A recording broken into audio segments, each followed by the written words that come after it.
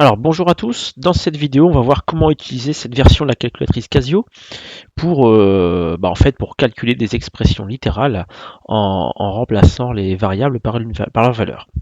Donc on a un exemple ici pour lequel on doit calculer 3x plus 7 pour deux valeurs de x, un coup x égale 4 et un coup x égale 0.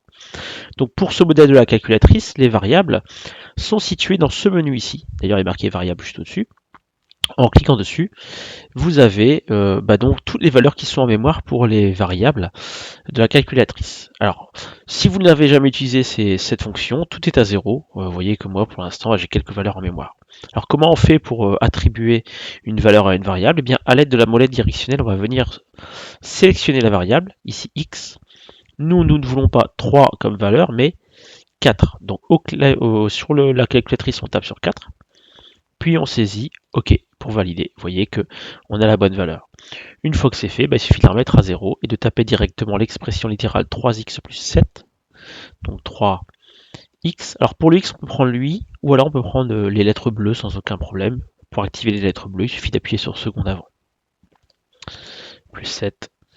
Voilà, on retrouve exactement le bon résultat. Si ensuite on veut changer la valeur de x, on recommence, on va retourner dans variable, on va retourner sur x, on va mettre 0 dans le cas ici, on appuie sur OK, et ensuite, tiens, je me demande si en appuyant sur exécute ça marche pas. Et oui, voilà, il n'y a même pas besoin de retaper l'expression littérale, il suffit d'appuyer sur exécute. Ça, c'est dans le cas où on a une variable. Si on a plusieurs variables, ici deux par exemple, eh bien on va venir changer les valeurs des variables en cliquant sur la fonction variable. Donc x, nous voulons 3. Voilà, ok. Y, 2,5. Alors j'ai déjà mis 2,5, mais je vais quand même le refaire pour vous montrer comment on fait. Donc on tape 2,5 sur la calculatrice, on clique sur OK.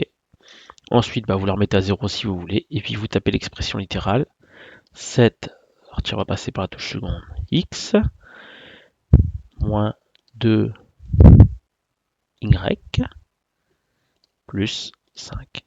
Et vous trouvez le bon résultat.